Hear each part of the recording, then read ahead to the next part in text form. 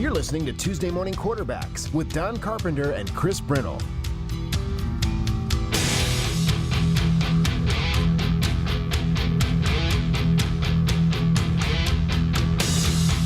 News Talk 1270, KIML.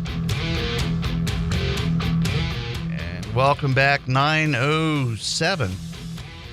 And Chris Brindle, Vic Wright joining us. Vic's working. Vic's always working. He really is. He's working on. As we speak, he's working on something very. Yeah. You missed out yesterday, Vic. Though we had a cake for Winkler and everything. I had a piece of it this morning. It was I had pretty a piece good cake. of leftover. Yeah, it was pretty rich. Oh, we're gonna have some after the show. Definitely. Are we? Oh yeah. Oh yeah. I'm surprised Winkler didn't take it. Well, he could have. It was his cake. It's his cake. What He just all? left it here. What all did you guys talk about yesterday? Well, we talked about his opportunity with the new team. He kind of explained how the organization worked, and then we talked about the NHL playoffs. Made fun of you for a little bit. No big deal. I wouldn't be surprised if you did. I would not be surprised if you did. Oh man. We actually pretended you were here. Yeah.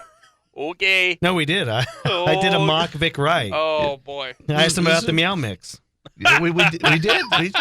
He didn't know about that because I didn't. talked to him before I had to leave because you had to go pick him up, and he goes, "Really? I didn't know." I was like, "You didn't research that stuff?" He's, "No, I just researched the important stuff, the schools and all that stuff." I'm like, oh, okay. I want to laugh at that, but I did the exact same thing before I applied for this job. I was like, well, I better find out stuff about Gillette, and I did all the research, and my I kid, always do that. and my kid's out of school, so I didn't have to research schools. I didn't look up anything about you. There's two people walking on the. What is that? Yes, there are people walking by on the road. On the highway? Oh no! Oh no! You've they're never not. seen people walk down? What is this? Southern That's very Drive unsafe. Oh, come on. It's not the interstate. What we're talking about is we've got a window here in the KIML studio, and Chris is looking out the window. He sees two people just walking down Southern Drive. Was it two women? What's wrong with two people walking down Southern Drive? Well, it just seems very dangerous. It It was two ladies, wasn't it? could be worse. I don't know. Nah. If it were the interstate, it would be bad. How the heck did we get into this? I'm just saying you shouldn't be walking down Southern. It's very dangerous. I've done it before. It's not. Of course, I was not sober. Well, Wow. well, that's better than driving, though. That's true.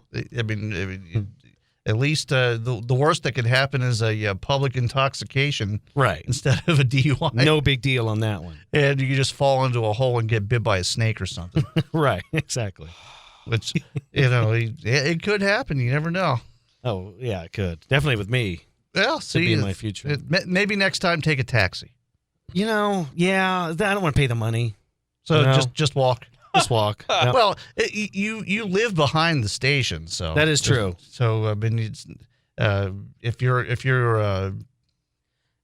well, just stay at home. I'm not a bad drunk driver. I'm just saying, like, it's. I feel Well- like the problem with society is we just don't practice enough driving drunk, and Well- what we need is better drunk drivers. That's That's what I think. I can't endorse I that. am at all. no. I am like Neither a am I. walking, talking PSA, and really, You're walking, talking, getting fired.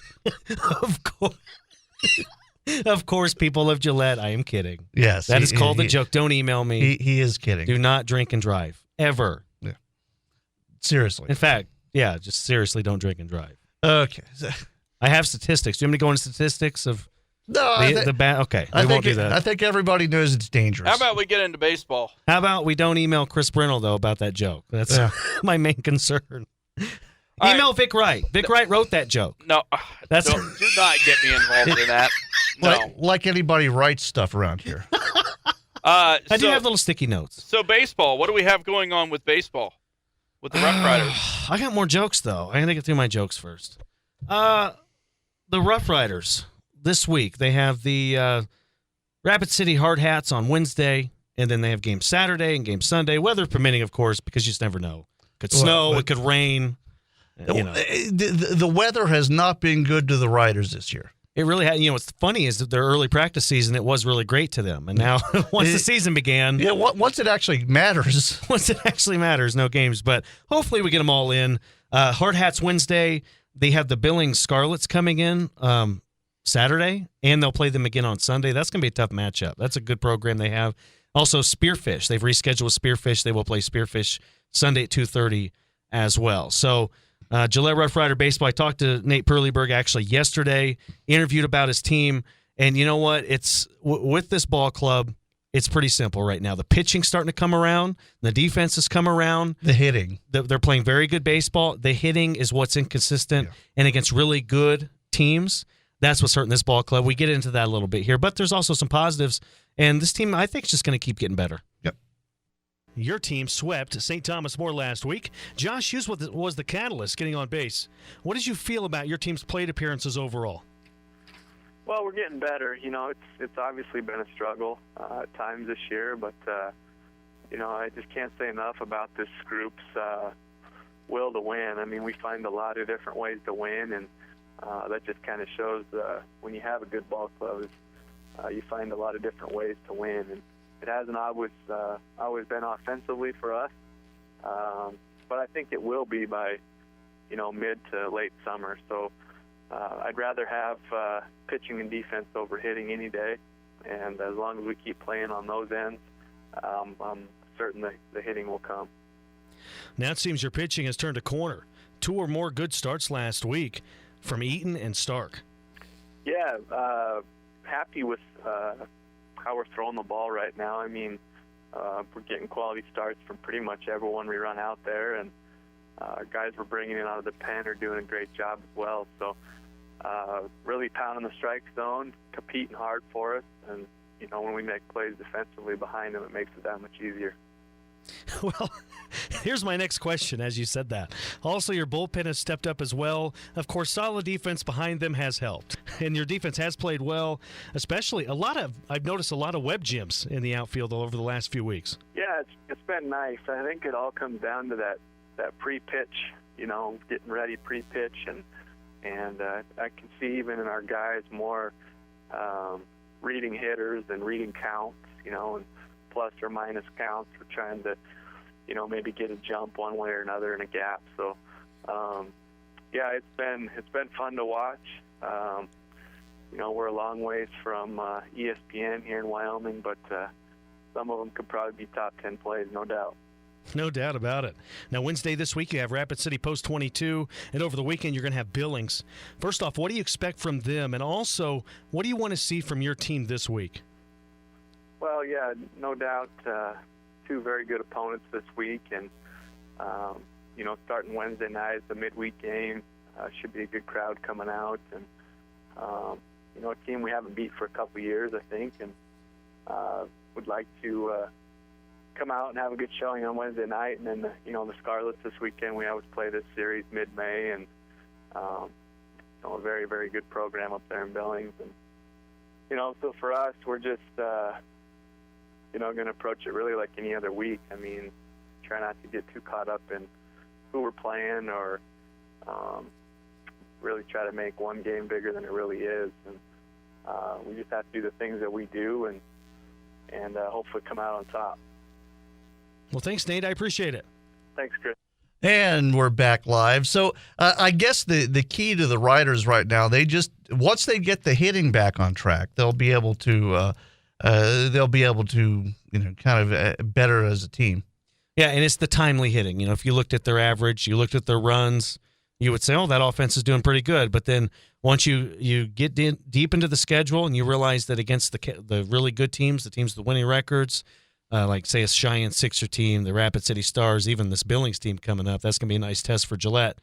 The numbers go way down, and just it's the timely hitting. You know, they've missed a lot of opportunities. They get runners on base. They move runners pretty well, but in the end, they just don't knock runners in. And especially, you know, to be a good hitting team against a really good pitcher, you're going to have to get runs with 2 outs, and they've had issues with that. Not to mention the times they've had runners on the corners, bases loaded, 1 out, or a runner at third, 1 out, and they can't get that runner in. So that's just little things they have to work on, and they have plenty of time to do so. Yeah, and I mean, it's early in the season, and the only way you get better is to just keep playing these games. And again, weather permitting, we have to say that every time until about July. Exactly. Once July comes around, and then you have to worry about thunderstorms. So it never ends. It's part of playing baseball in Wyoming. We need a dome. Yeah, definitely. We need to work on getting a dome. that would be perfect. I don't know if Vic has people he can talk to, but maybe we can get a dome put over the stadium. A retractable roof actually would be perfect. Yeah. But you just got to remember to close it. Unlike the who was it on opening day? Oh, it was Miami. Got rained out on opening day because they left the roof. They just left it open. They were just like they were too lazy to. We forgot to shut it. Not knowing that it rains at 4:00 every day in Miami. There's a thunderstorm every day in South Florida, and they 4:00 start. Hey, we'll leave the roof open, and it takes 20 minutes to close. By then, the storm's gone. So so if we get a retractable roof, we have to make sure you leave it closed during that afternoon stretch when we get our thunderstorms. I'll talk to Nate about it. We'll see what we can get done. Maybe in the next couple of years we can have that retractable roof. We'll see. Yeah. Now I'm going to get hate emails for promoting taxpayer spending on a retractable roof. Well, that's okay. Better you getting emails than me. Yeah, that is true. It's my job. Okay, why don't we take a break? We'll be right back. An hour without politics? Yes. It's about time. Tuesday Morning Quarterbacks on News Talk 1270 KIML. You're listening to Tuesday Morning Quarterbacks with Don Carpenter and Chris Brennel.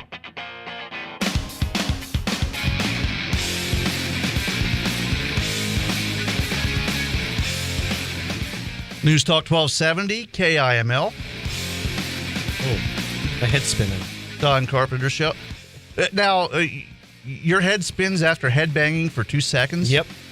I have issues. What kind of a metal fan are you? I don't like the headbanging. But short hair. Yeah. Headbanging to me doesn't make much sense. I never. Even when I had long hair, I never did it. I get dizzy after about 2 seconds too. I actually read a story. Some of these old, well, I guess you could call them old time metal singers now. But these guys are all getting neck injuries now. They're having to have neck surgery and having their necks fused because they have to headbang for their job, basically. Yeah. I think it was. It might have actually been Kerry King from Slayer, or maybe it was Tom Araya. Actually had to get his vertebrae in his neck fused because just 30 years of banging his head just wrecked his neck. So it's PSA for today is don't headbang. Right. Exactly. Yeah. Do other dance moves too. Yeah, you can. Yeah, just do something that doesn't involve violently thrashing your head around. Or when you headbang, don't put so much emphasis on the neck. Move your whole torso. Whole body. Yeah. Right. Yeah, then you could torso bang, really. Okay, there you go. See, I have absolutely no rhythm, so I never. Even when I go to a concert, I just put my hand up, and that's pretty much it. You just put the horns up, and that's what I do. Yeah, I did get kicked in the head at an Ozzy concert, though. Did you? Oh yeah, boot print right in the side of my face. Nice. Were you in a mosh pit? Yeah. Oh yeah, I gotta love the mosh pits. Yeah. Then it's so civil. Somebody falls, they stop the pit, pick you right up. No big deal, like nothing happened. And then it's time to bang again. Now, I took my kid to Warped Tour a couple years back, where it was all these hardcore bands, and they do something now called the Wall of Death. Now, they didn't do this when I was a kid, but have you ever seen this? The crowd splits in half, and they all rush at each other, and just like a war. That doesn't sound safe. No, it's not safe. I want to do that. I think I just want to enjoy the show. Thousands of people just rushing at each other like a scene from Braveheart. That's what it looks like too. Wow. I mean, it was. Luckily, my kid, I was like, you're not going up there. Just stay back here. You're 5 feet tall and 90 pounds. You can't go up there. Okay, so Vic Wright has been working on something feverishly here. Speaking on heavy metal, Vic Wright. Yeah, well, he's a big heavy metal guy. I don't think so. Okay. Vic is a mystery when it comes to music. I don't even know. I know you like Franz Ferdinand because I played it as. I love Franz Ferdinand. I played it as bumper music once, and but that's all we know about your musical taste. He's big into Dre and Snoop. I grew up, listening to DC 101, which is alternative music. DC 101 was where was the Grease Man there when you were. Oh God, when I was a kid, yeah, but when I was in high school, no. DC 101 was where Howard Stern got his. Yeah. Real big start. Yeah. That's where he made the comment about the plane crashing in the Potomac, got him fired, but that's where he met Robin. And so. Yeah. I remember. I lived at the very very edge of like sometimes if the weather was good, I could get DC 101 where I grew up, but normally it was like 98 Rock in Baltimore. I was the Yeah. But I'm surprised you do remember the Grease Man though. Oh yeah. Okay, so Of course I do. Water doodle there. Grease Man, and then of course they're in the DC area also. Don and Mike. Oh yeah, they Don. were a national show too. Well, yeah, Don worked at my old station for a while. Don Geronimo. Yeah, he's a nice guy. All right, well let's Bad breath, but he's a nice guy. Bad breath. Oh, our mic screen. 2 years after he left, the mic screen on the mic it still smelled like Why coffee. didn't you get a new mic screen? It wasn't my job. The owner was very cheap. All right, well, let's talk about some basketball here. It was mentioned, I guess, last week, Lorenzo Bonham, before the season started for the Gillette College Pronghorn men's team, signed a national letter of intent to go play for Southern Miss. I got a phone call from Neary, I want to say it was like Wednesday night of last week, something like that. Say, hey, just a heads up, when it's made public, Lorenzo Bonham is going to Utah. And I can tell you for a fact he was being looked at by Utah before the season as well. So he was looked at by Utah. That was one of the schools he was looked at. But bottom line, Lorenzo Bonham is now going to play for the University of Utah Utes.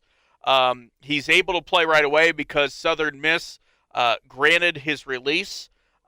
He's going to go play now for a team that made it to the Sweet 16, team that lost to Duke. Of course, Duke won the national tournament this year.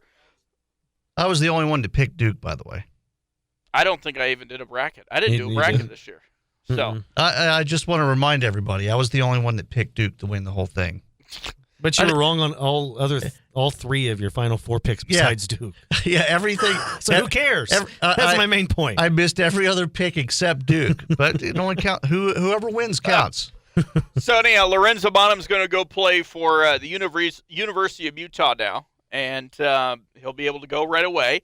I'm sure he'll be battling for a couple spots. I was briefly looking at the University of Utah's athletic side. I guess they had one of their players due to medical injury, had to go. So that might have helped open up a spot for Lorenzo. But nonetheless, Lorenzo Bonham will be playing for the University of Utah instead of Southern Miss. Still a bunch of guys just going T1. Of course, Sarp Gabelolu, Quentin Everett, they're both going to Montana State. Renard Suggs going to Washington State. So that's good to see. Now, for the Pronghorn women, this is what I was working on. Yesterday, I didn't get a chance to look at the website, but it looked right before we went on the air. The NJCAA's NJCAA.com is the official site for the National Junior College Athletic Association, and coaches have to post, I think, within 14 days of signing a player, signing their national letter of intent. Post the players on the site saying, "Hey, we've signed this guy or this gal." So I was looking, and the Pronghorn women head coach Will Ryder signed a player yesterday. It was posted yesterday, so knowing him, he probably signed her over the weekend and posted it yesterday. He does it right away usually. Talia Reyna, I believe is how you pronounce her name. She's a 5'8" forward and guard from Gallup High School, and I was looking at Gallup High School. They did really good down there. They're in 5A. They're in New Mexico. It's in New Mexico, by the way. 5A school, so 5A would be the equivalent of 3A here because they have a 6A down there. But 5A, the team went 26-3 on the year. They lost in the championship game 68-63. They were the number one seed going in at the start of the tournament. You don't really have much on stats from her, just from doing like a quick 10-minute search on the internet. She had 14 points in one game, but apparently definitely a key player for Gallup High School, so she'll be coming to play for the Gillette College Pronghorn women next year. Had not been able to get a hold of head coach Will Ryder. I'm sure I'll talk to Ryder later on this week or sometime down the road. But Talia Reyna is the latest signee for the Pronghorn women, a 5'8" forward and guard from Gallup High School. So they are at 7 players now, I believe, for Gillette College on the women's side. Now, last time we talked to Coach Ryder, I think he mentioned having talked to some people in New Mexico. So that's I think it was Coach Ryder that mentioned New Mexico. Yeah, New Mexico and Arizona, he likes to recruit heavily out of there. He's spent some time down in that area before coming to Gillette. So, of course, he's from Wyoming. He played his high school ball in Wyoming and everything. Then went over to Shattern State, I believe, and then made it down to, I think it was Arizona. But nonetheless, he recruits a lot out of Arizona. He looks in New Mexico, Nevada. I think those are his 3 big stomping grounds. Last few years, at least. Well, and I will say it'll be a little bit of. I think the first winter up here might be a little bit of a shock to a player from Gallatin, Mexico. It's a little bit warmer climate, but it's. Have you been there? I've never been in New Mexico, I've been to Gallup, but it's right along Interstate 40, so you're going right across New Mexico. It's high desert, but it doesn't really get very cold in the wintertime. It's kind of a similar climate to here, just not as cold. Nothing new officially on the NLI site, National Letter of Intent site, for the Pronghorn men, though. So Pronghorn men still sitting at 4. And like I said, I think the women are now at 7 with that latest signing. And I'll try and get a hold of Coach Ryder later on today or later on this week. And we expect the Pronghorn men to wait a little bit. They'll get their recruits pretty much later. Typically. Yeah, Neary was talking about that. He likes to wait. Up until the season. Well, that, and he wants them to.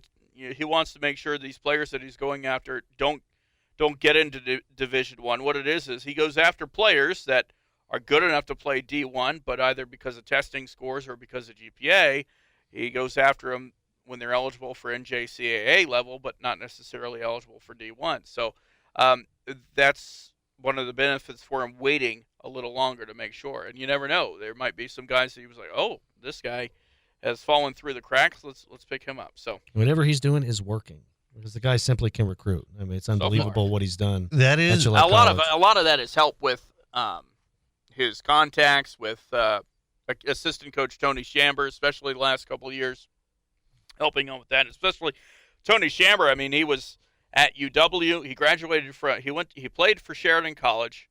Played, I believe, 1 season for UW. Got injured. He was a graduate assistant, and maybe he played all 4 years, last 2 years at UW. But nonetheless, graduate assistant at UW, then went to University of Nebraska. So he definitely has some contacts as well. Well, and especially at the junior college level, knowing people is almost as important as all of the other recruiting tools. I mean, who you know is a huge tool for recruiting. Right. Well, and that's how they help get the one player from Texas already. We're talking about how Brandon Jones's father is a coach for an AAU team down there in the Houston area. Brandon Jones, of course, is transferring out, but his father, I want to say it was the PAL trip. I think it was the trip to the Region 9 tournament. He was talking to Shamber on the bus trip about, there's this guy down there in Houston you really need to look at. Of course, they ended up getting him. So, nonetheless. Well, and Houston's a hotbed of high school basketball too. That's a good place to recruit. Brandon Jones, from the Houston area, also Marquise Grayson, who will be returning, is from Tomball, Texas. Supposedly that's around the Houston area as well. Yeah. So good basketball, bad traffic. That's what I can say about Houston. It's bad. Oh, it's bad. Atlanta might be the only city that's worse than Houston. Wow. Yeah, it's bad. Nice climate though. That's how I think of everything: climate and traffic. Because again, that's what I had to deal with for so many years. Okay. Well, as a trucker, yeah.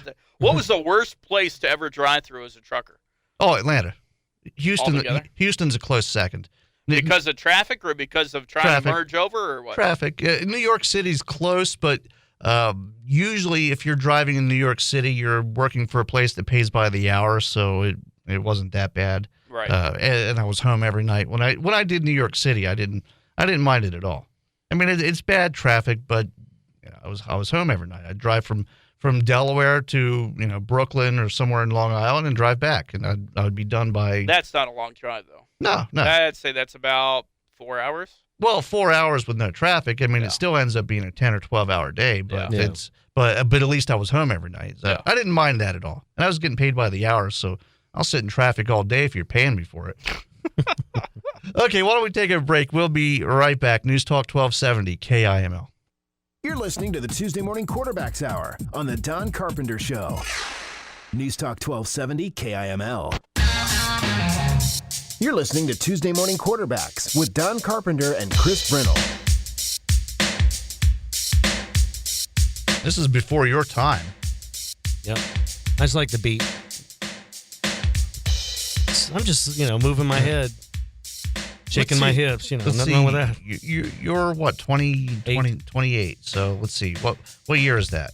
86. 86. That's actually the same year I think this was released. 86 or 87 was the year this was released. Okay, so we haven't had a chance to talk with Vic about the Tom Brady situation. First off, did he deserve 4 games more or less? I don't think it really matters. Kick him out of the league?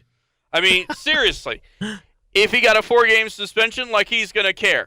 No, he doesn't. I mean, he makes tons of money no matter what. He's got a super hot wife. He'll go home and just relax, watch the game on TV, and spend time with his wife and kid.